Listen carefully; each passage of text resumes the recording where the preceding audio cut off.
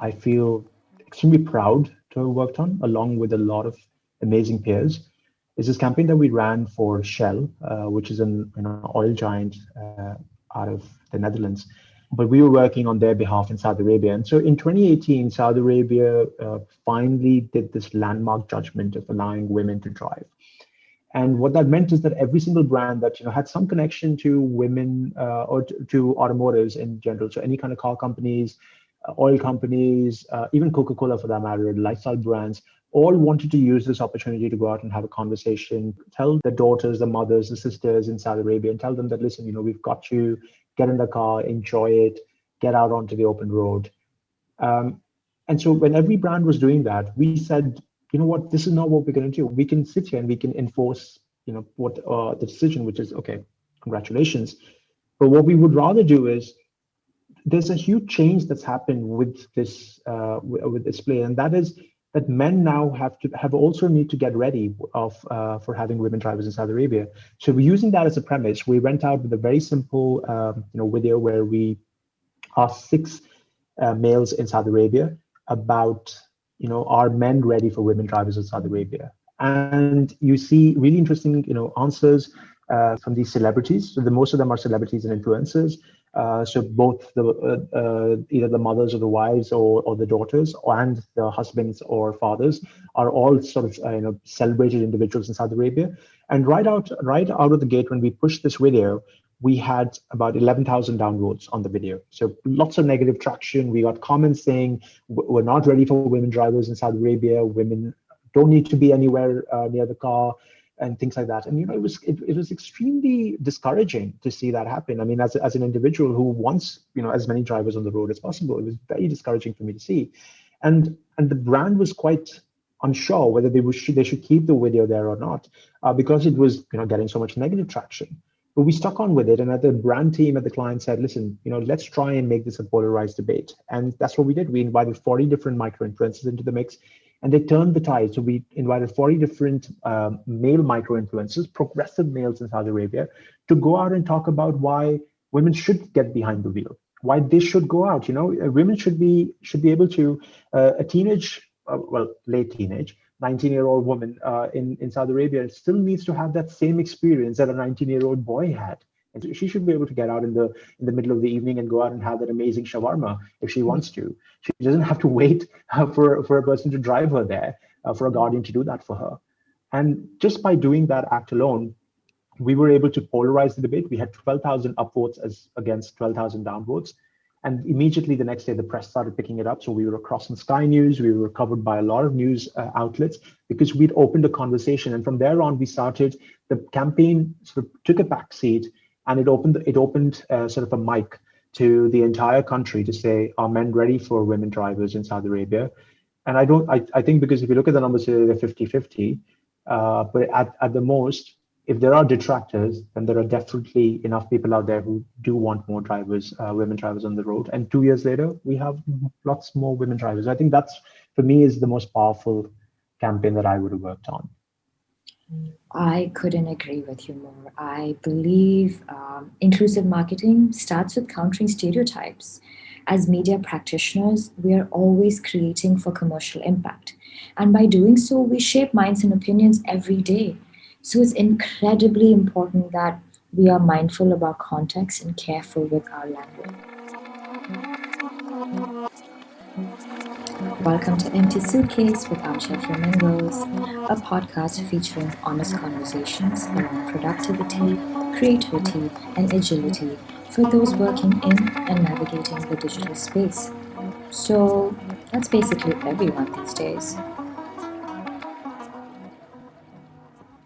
Mayank Garg crafts content solutions for some of the world's largest and most innovative advertisers in the Middle East and North Africa.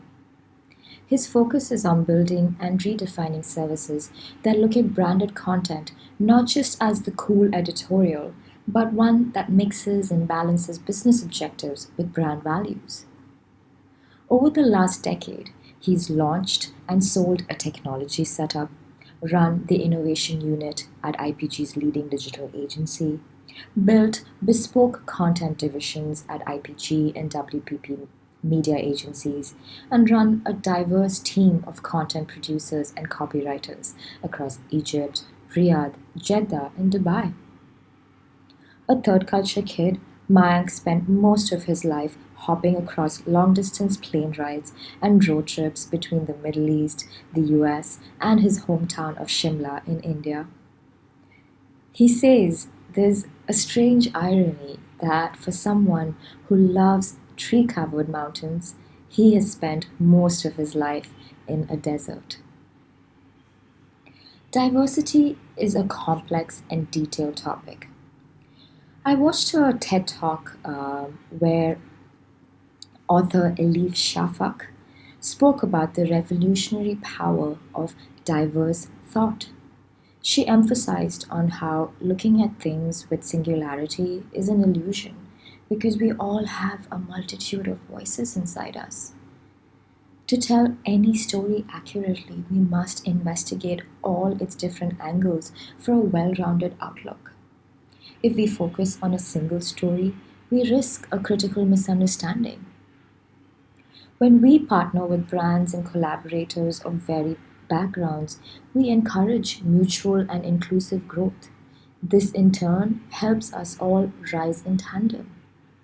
A big part of creating positive change is including different thoughts, ideas, cultures, and stories. We believe this diverse representation is absolutely necessary to move the needle towards a sustainable future. This is why DV Media Co. builds, nurtures, and implements purpose driven movements so that we can create a future that we want to live and work in. In this episode, we take a moment to think about our current advertising scenario. Advertising has always been an ongoing conversation between a brand, a marketer, and a consumer. And the digital space has enhanced the ability to close the feedback loop between all parties involved. The digital playground is vast, accessible, and lush with opportunities today. We do our very best every single day to use it mindfully and creatively so that we can tap into its potential to create positive change. We want our work to reside at the intersection of creative and analytical thinking and give shape to the vision of businesses working in sustainability and social enterprises. Welcome, Mayank. Thank you so much for being part of this conversation. A crucial topic, if you ask me. Let's jump straight into it. Why does diversity matter? Firstly, thank you, Donna. Thank you for having me. And I think the simplest answer to that is because it's 2020. I mean, it really is that we are living in this really amazing tapestry of globalized forces. People have moved across the world. We live in these really complex times, and I'm a third culture kid, so I've seen this. I've lived up in this sort of space. And when we talk about it from that point of view, with all of these people moving around to different places, we are a very diverse mix. So for us to be represented as homogeneous, there's like just singular identities does not exist anymore. It doesn't matter. So I think what's today, why does the diversity matter at the core sense? Because it completely mirrors the narrative, the existing narrative, the day-to-day narrative of humankind and humanity as it is being put out on a day-to-day basis. And from that point of view, diversity is absolutely crucial. We need to respect it. We need to bring it more into our working environments. We need to get more rounded with it and mature with how we understand it and how it actually plays out. So yeah, I think that's the starting point for why diversity is so important to today. Absolutely. I mean, it's as simple as it's 2020, right? It's time to move on and move on into a new way of doing things. Yeah, for us at DV, as a digital agency who operates using a collaborative model, diversity has twofold meanings for us. So, how we look at it is for our partners in business, we offer them a pool of specialists. And in our ecosystem, we have experts who are masters in their domain.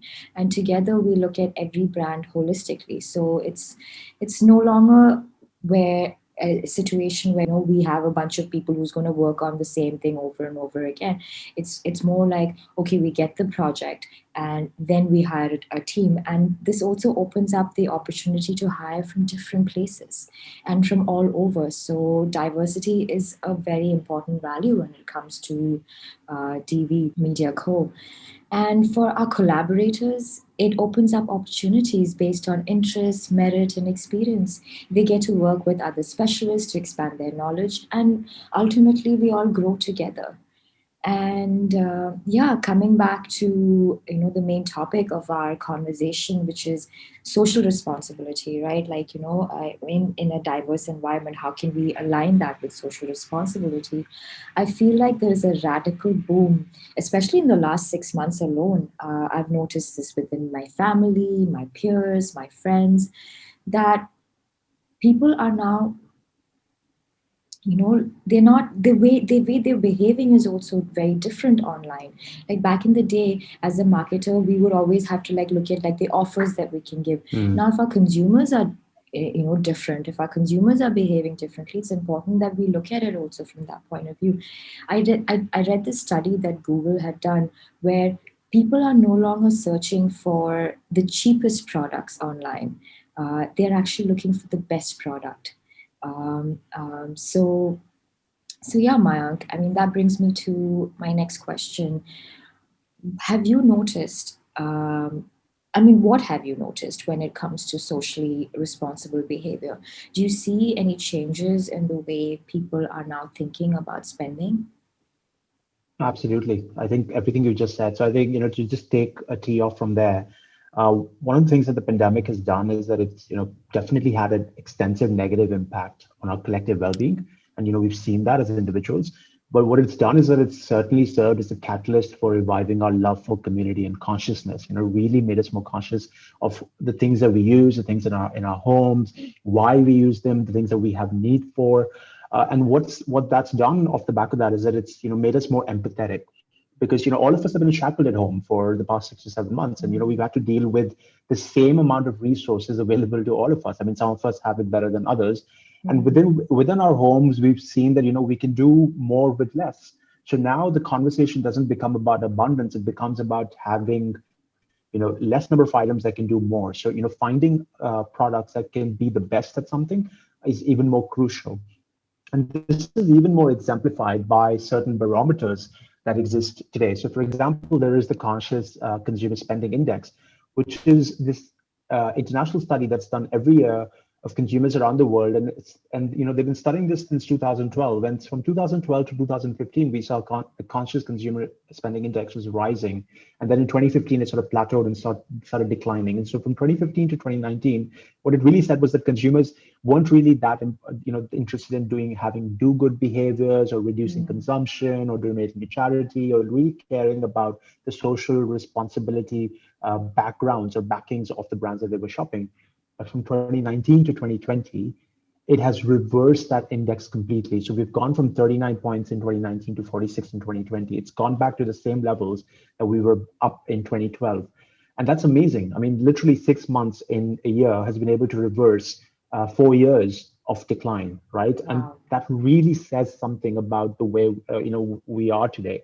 Now, of course, some interesting things have happened in that time. When I talked about consciousness, consciousness happens in two ways. It's in terms of how we practice it, but also in terms of how we question it. So one of the things that a lot of consumers have done, and I think there was a really interesting example of this guy called Nikhil Jain in Delhi who sued Imami for Fair and Handsome, because he said, listen, I've been applying this cream for 10 days and I'm neither fair nor handsome anymore.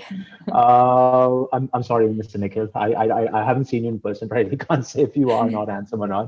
You probably are a very fine gentleman. But it went to court, and in the courts, the judge was definitely fair.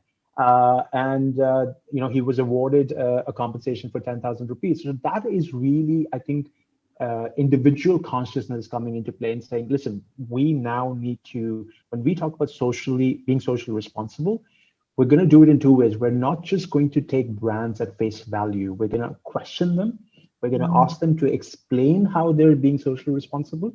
And if they're not, then we're going to take them to task for it. And I think this is something that we're going to see a lot of brands facing this sort of this questioning in the days to come. And I'm very happy that it does, because the brands who have been doing it, the ones who really have been pure to their purpose, will stand out, and consumers will stick by them through thick and thin. Absolutely. I think, firstly, good on you, Nikhil, for putting your foot down and going and Yeah, actually, like, holding the brand accountable for what they were stating. Um, and yeah, you're right. There is definitely this seems to be a new wave of advertising that is moving on from the quality of just being aspirational to real, and moving away from just basic standard of life to quality of life. And this shows that this is a pure showcase of like diverse narratives, stories of real people told sensitively.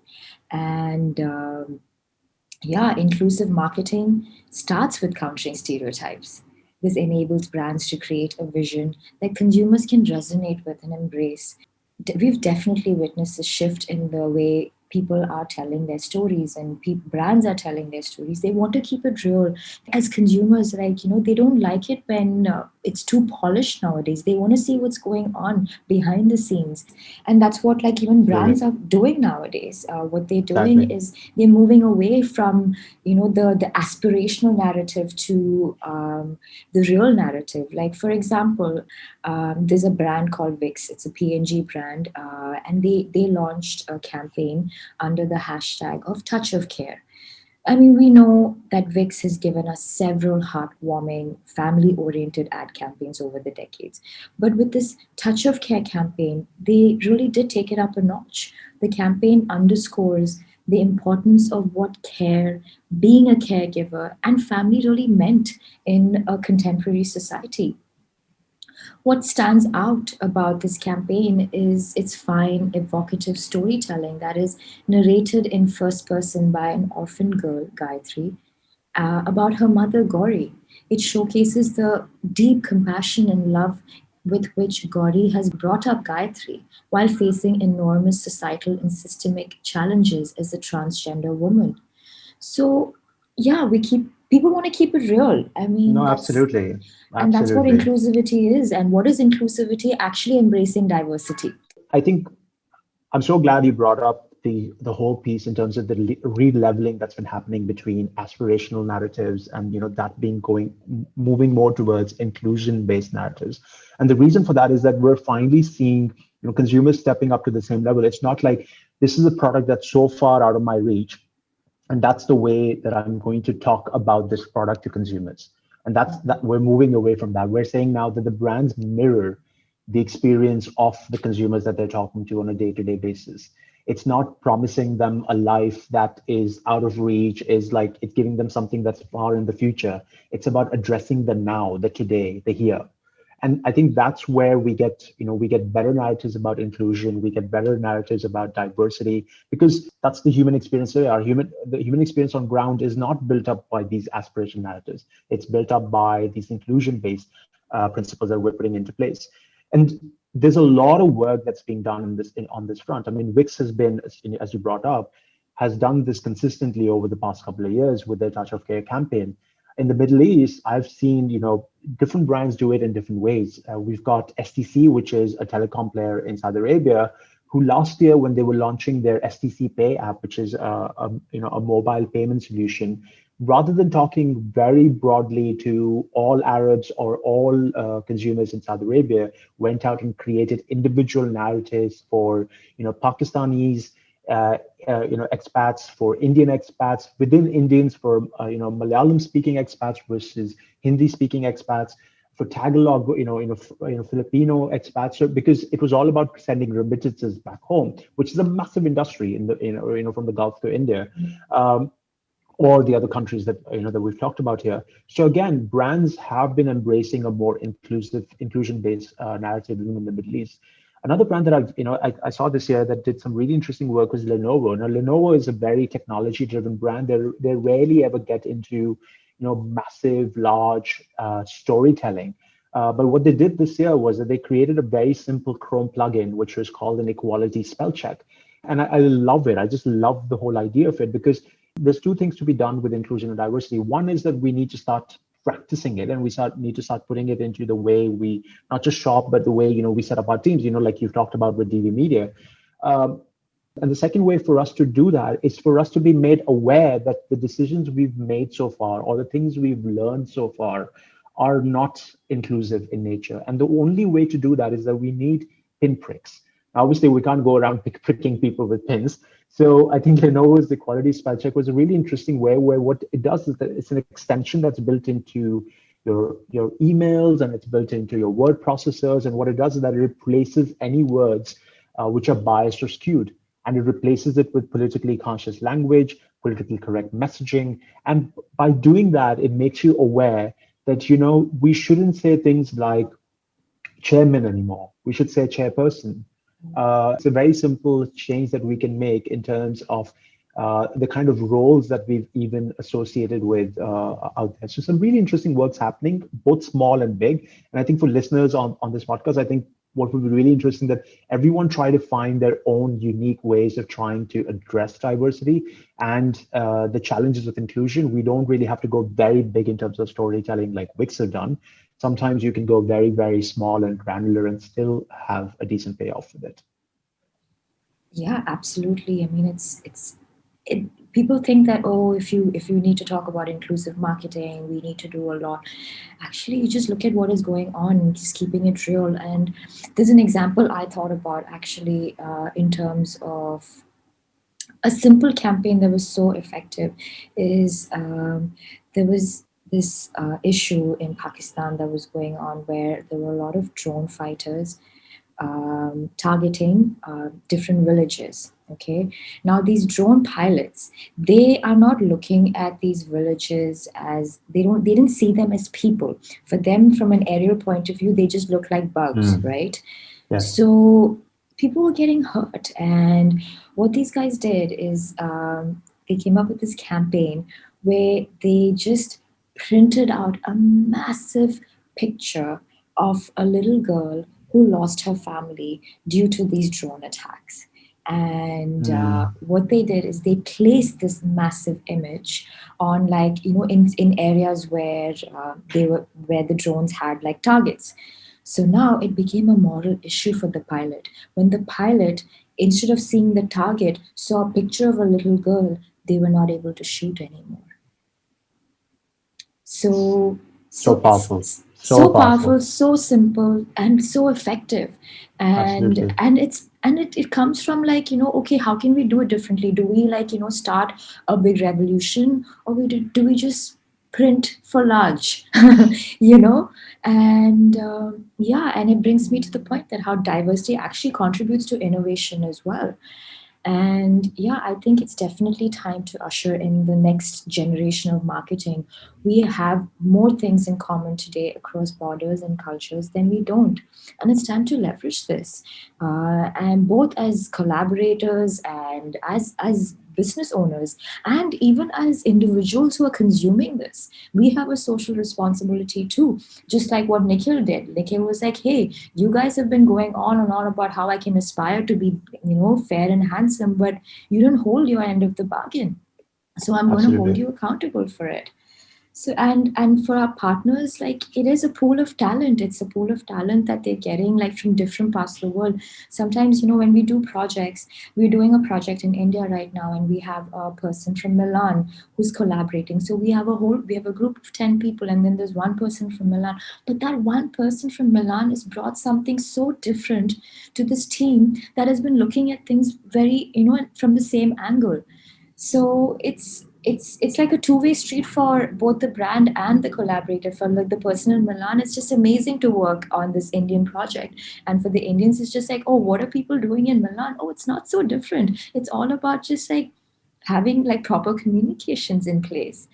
And yeah, it also helps us look at media from a holistic point of view. Like, we cannot look at things from a singular point of view. You can't be like, oh, I'm going to talk about sustainability, and but I'm still going to have multiple accounts where I talk about other things. No, you have to look at it from a holistic point of view. Even as brands, yes, we can do these one-off campaigns where we're addressing things, but it's also important to talk about the other things.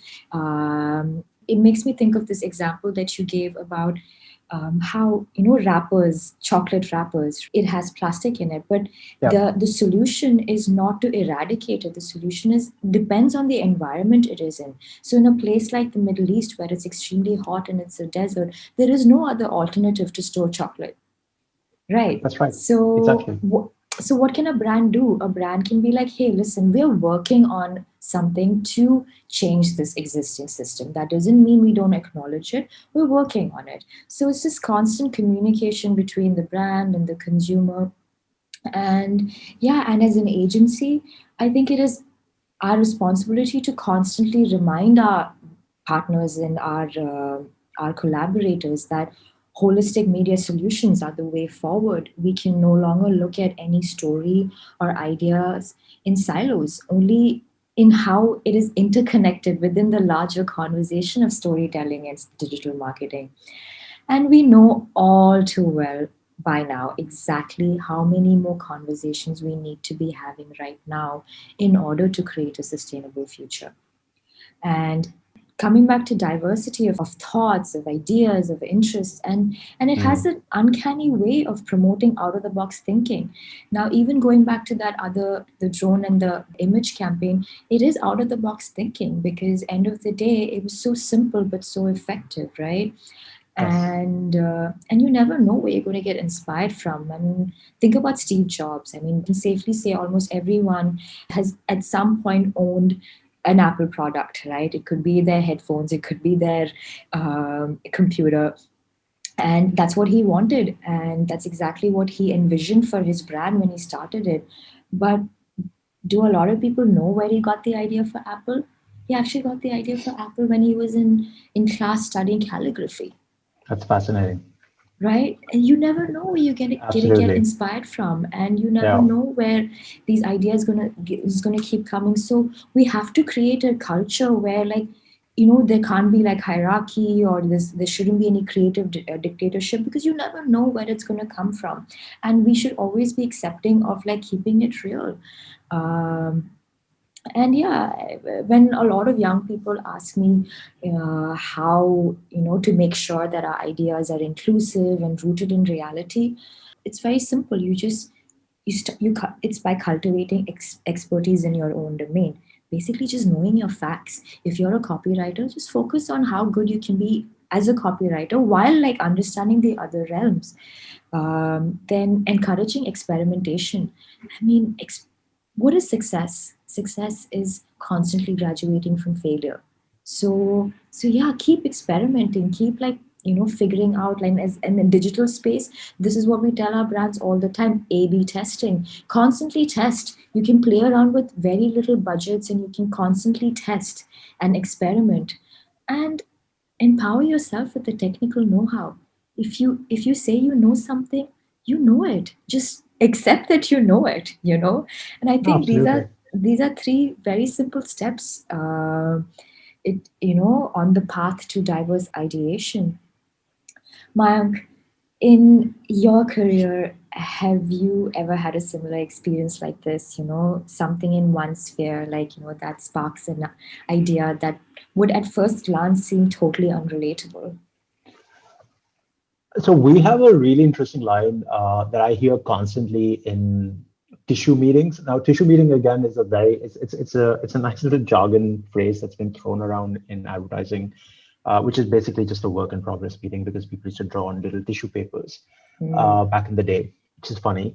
What we say is that great ideas have many parents, and that's especially true because we tend to take ideas from lots of different places. We're very interdisciplinary in the way we think about because we're connecting a product, a brand that we don't necessarily work on. We're trying to communicate about it, so we try to understand it as much as we can. So to that end, we're constantly recycling ideas, and this is why I think that we are as advertising is the most eco-friendly industry in the world. It's definitely a very green industry. But something that you said earlier was in terms of why diversity of thought is so important, right? Like, so diversity of thought and ideas and experimentation is so important because it's built into the way we function, right? So, for example, today, if you went to a doctor and they gave you one diagnosis and you weren't happy with it and you wanted to question it, you immediately say, "I want to get a second opinion." Getting a second opinion is getting diversity. It's getting a diverse idea into the mix. It's you're encouraging a secondary voice to come out and tell you whether the first diagnosis is correct, either validating it or saying that there is some amount of improvement or changes to be made here. I think Thomas Edison said that I haven't failed 10,000 times or 1,000 times. I've only figured out 10,000 ways that won't work, and that's essentially it. There is nothing to say that one singular answer is the right answer, and that's the right answer that we should depend upon every single time. Diversity of thought and ideas is at the core about bringing in more voices, more more faces, and more people into the mix to help us get towards a better answer, towards iterating towards a better answer. And in some cases, at many times, timing is hugely important and is crucial in making sure that that happens. And so, for example, I've had the opportunity of working on a really interesting project in Saudi Arabia, which we kicked off in 2012, and then into early 2013, where we saw these massive number of women in Saudi Arabia spread across with excellent degrees. They've been to amazing universities, well educated, sitting at home because the country just did not allow for women to be in the workforce. So our answer at that point in time was, okay, we can do two things. We can either wait for the country to allow women to enter the workforce, or we can come up with a different solution. And at that point in time, I was really inspired by Amazon has this platform called the Mechanical Turks. And the Mechanical Turk is based off a really old school machine, which is like the first sort of robot, which wasn't really a robot because the person was controlling it from the inside. Again, I don't know why I'm giving spoilers away on this, but but the Mechanical Turks is an amazing platform where Amazon essentially could create, put a problem online and then break that problem up into tens of thousands of little parts, and then people anywhere in the world could work on that specific part of that problem, and then they would piece it together into one solution. So we said, why don't we take that idea and create a virtual network where we've got all these women spread out across Saudi Arabia, and we can create sort of the first virtual network of decentralized smart women at home helping us create the new sort of agency in Saudi Arabia. Now, of course, we didn't have proper cloud servers. We had no access to tools like Zoom or Microsoft Teams back then, and this failed. Fast forward to 2020, and you and I are recording this over a video platform or an IM platform. And that's how much, so sometimes technology can be barriers in terms of us not being able to find solutions, but that doesn't mean that we stop trying to find solutions, right? So one side is in terms of us finding ways to improve processes and, helping, finding ideas from other fields. And that is interdisciplinarity, right? That's what we do on a day-to-day basis. What you're doing with this amazing partner from Milan and bringing that person in to shed light and, working on this project in India is essentially bringing, integrating an external foreign partner into the mix and bringing their sum of experience into the way we tackle challenges around the world. That's the power of globalization and really of diversity. The second flip side, again, now let's get a little bit more granular with it. Second side to it is in terms of the way we communicate about diversity and the way we talk about inclusion, right? And in this space, there are lots of different topics that, still have ensured that we haven't been able to move the conversation forward. And I think in this space, one of the campaigns that I was really, really intrigued by, there are actually a few. So the first one was Ariel did a campaign called, Dad Share the Load, where, they wanted to go out and talk to, male figures like myself, like my father, like my granddad, and essentially tell them that, listen, women today are juggling lots of different responsibilities, and forcing them to singularly go out and be responsible for doing, washing the clothes is not right. It's something that men need to share the load, and so that's another place in which we can take, we can rechange the narrative around it. So with this campaign of, Ariel, in terms of them talking to all males across India, in terms of, them getting involved and, sharing the load, we can take one step further and, Gillette getting involved with, talking about can men and should men, cry? Are they men enough when they cry? And that's a very single, very important nuance, sort of a cultural insight in terms of the way men are brought up in our society, right? That they need to, they say, don't cry like a girl. Is a common statement that I've heard, that they don't cry like a girl, which is, by the way, completely, I mean, ridiculous. I mean, we shouldn't be saying Yeah, things like that. We yeah, should say, don't cry like a boy, or don't cry like a man either. I mean, yeah. or Or just don't don't cry. cry. Just don't cry. Exactly. No, or cry. Yeah, Let your emotions out. Bear yeah. yourself. And I think on that one, Gillette did something really interesting, where they told the real life story of an army veteran, Manoj Kumar Sinha, who was previously injured in combat, but never once shed a tear. Because he'd been conditioned, like most other men across the world, especially in the armed forces, that or people who are strong men, that it's Mm, not socially acceptable for them to cry. And mm, so, Gillette, while partnering with Grey Group in India, essentially created this whole narrative and this beautiful film about, breaking the notion that yes, it's okay, men should cry.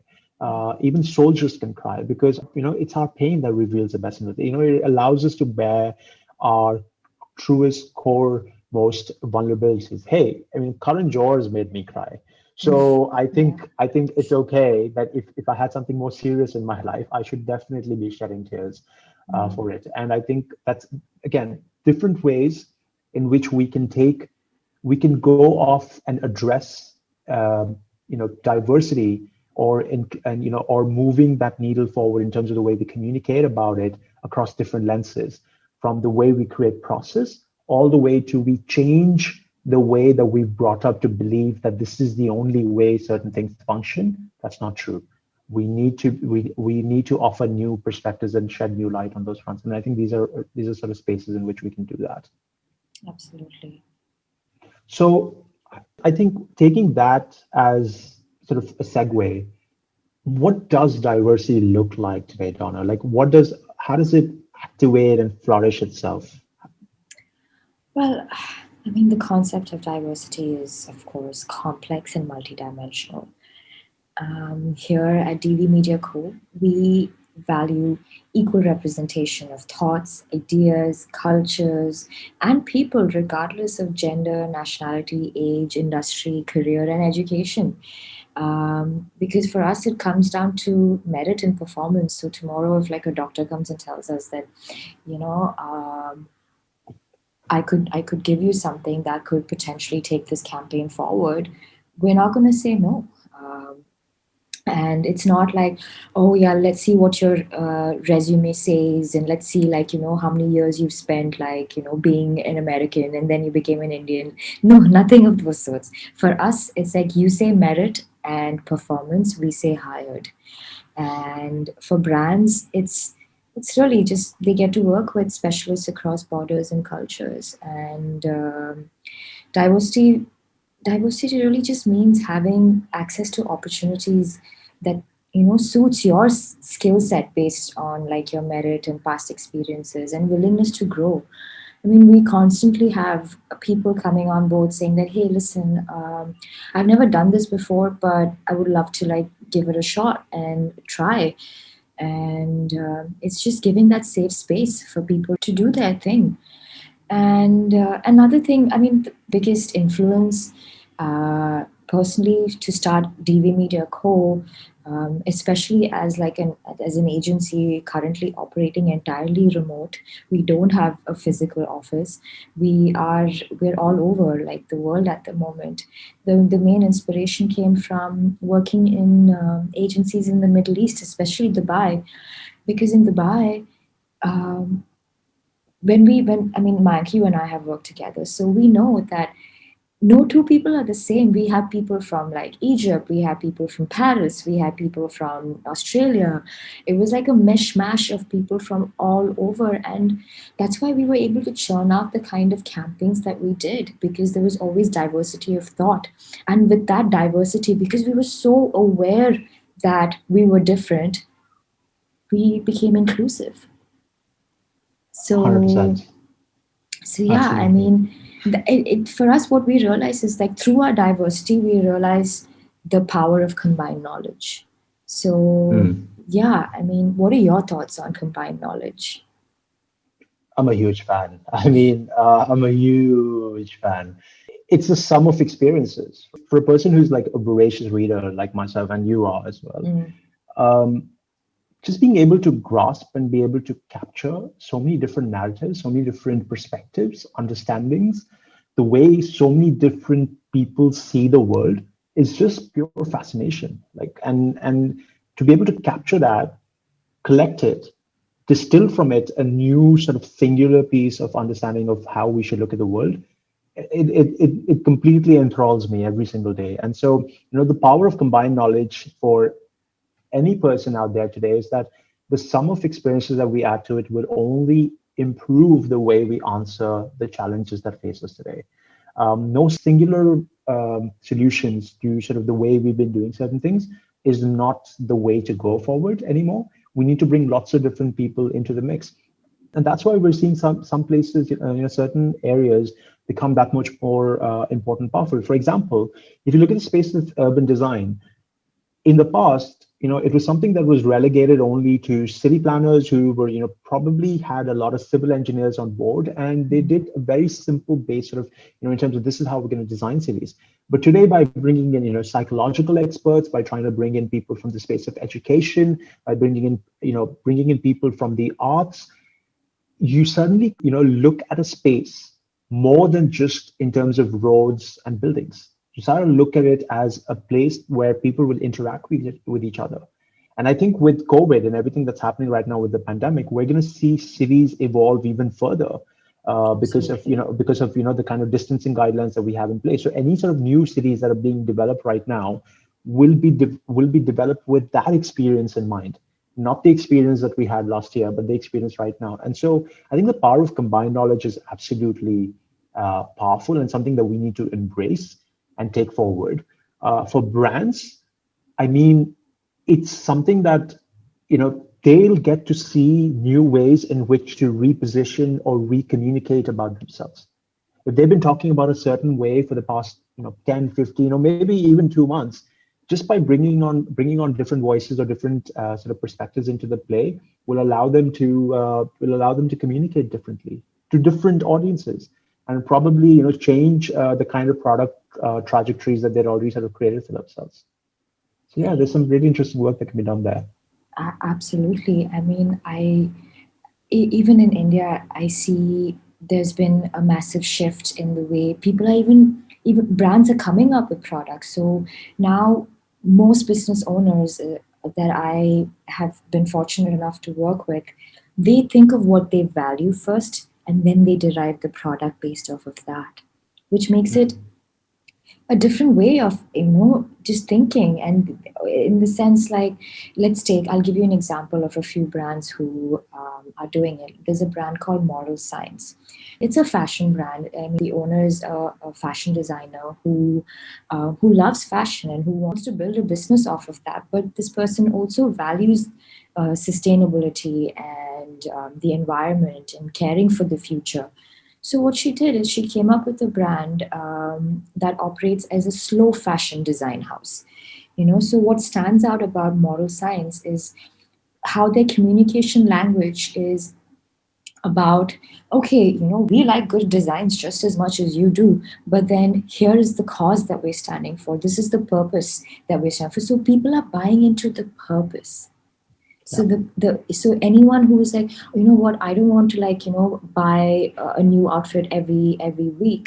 I would rather buy one outfit that's going to last me for a long period of time. And so then you see where there are multiple layers now. So like as a consumer, you are taking care of the fact that the environment is being protected from your purchase.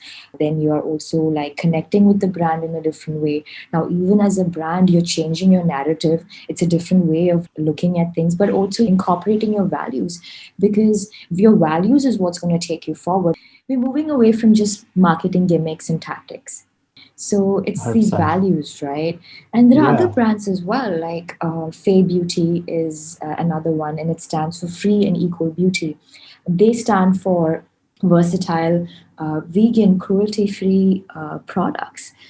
But at the same time, their communication is very real. They're like, okay, this is a homegrown product from India. Even their naming convention of their product is too bold, too much, too dark. It's really value driven. And if your values are to protect the world and protect the environment and connect with nature and preserve what we have, it just becomes easier to communicate and connect with your audience. And even coffee, there's a coffee brand called Black Bazaar Coffee, which is all about a biodiversity friendly coffee brand where when they grow, they're also giving back to nature. So for them, what they say is like every sip of coffee that you take, you are reassured that you know what, it came from a good place and it is made in the most mindful way manner. And yeah, I mean, this is just to name a few. Again, it goes back to that whole conversation of looking at things holistically, right? We cannot just be like, oh, you know what, I have a product. Let me go to the best marketing agency and tell them to ensure that I deliver. But no, we're all working in tandem now, and we're all working together, and that's where the power of combined knowledge, and that's where the power of diversity, and that's where the power of inclusive marketing comes into play. They're all different, but they're all the same in some sense. Yeah. And yeah, I think there are a lot of people doing really good work. But let's be real, we're talking about the digital space now. And in the digital space, it's polarized. So, how, Mayank, in such a polarized media landscape, do brands have a renewed social responsibility? Yes, of course, absolutely. I mean, all the affirmatives that I can throw at that. I think something you mentioned something really interesting a couple of lines earlier, which was in terms of, and we've talked about this from the beginning today, is like, brands need to now start realizing that they're moving away from an aspirational or aspiring to a certain lifestyle to an inspiring or inspiration of a purpose. That's when they will achieve a common ground with consumers. And the moment they do that, they'll realize that, once you don't talk about aspiration, because the thing with aspiration is it's a leap, there's a gap, and you're trying to close that gap in terms of, this is a leap that you need to take to achieve this lifestyle. But when you talk about inspiration, you talk about the fact of a purpose, then you talk about, instilling in the minds of people and your consumers that this is the way we behave and this is the way that we should behave. When I say we, both the consumer and the brand. And the only way that we can do this is by having a shared social responsibility amongst all of us. And that shared social responsibilities for me is activated across three fronts. It's a three-pronged effort. It comes across individual responsibility, where it is about the consumer and people like you and myself when we're going out and buying products. It's about the brand's responsibility in terms of the way they act and the way they behave and the way they source their products and the way they produce them. And the last one is about the public responsibility, or rather public enterprise, which is governments and local bodies, because they will be the ones that who will create policy, and they will write laws, and they will ensure that brands have and consumers have to adhere to a certain set of principles when we talk about responsibility of our social actions. Now, there are as many positive actions. We've talked about Mr. Nikhil Jain earlier in terms of the way he took responsibility as an individual, and he went out and he held Imami to account. But we also have really bad examples of what's happened with Tanishq recently in India, where there's a brand that's gone out and made a very specific statement that it's taken a very modern narrative, the narrative that I think is in line with where India stands today as a country, and yet consumers have not, a very small section of consumers, of course, have not been able to accept that, and they've gone out and destroyed certain stores and stuff in the process. Threatened brand managers, which I don't think is the way that consumers should be acting out. There are better ways, and more. The better ways to be actually putting your franchise into play. If they really felt so badly about that, they shouldn't have bought the product. But again, the people I'm talking about here, are not should not be making up the fabric of New India, at least not for me. When 100%. we talk about brand responsibilities, we talked about earlier about the Shell campaign in terms of what happened in Saudi Arabia, and it wasn't as bad as Tanishq, obviously, but right out the bat, out of the gate we had 12,000 downloads, and the brand manager could have said to me at that point in time that, listen, we're going to take the campaign off air, and we're not going to move forward with it anymore. But instead of doing that, the brand manager said to us that, listen, how can we make this a polarized conversation? How do we ensure that we level the field and so that it looks like there are equally as many pro voices as there are con voices?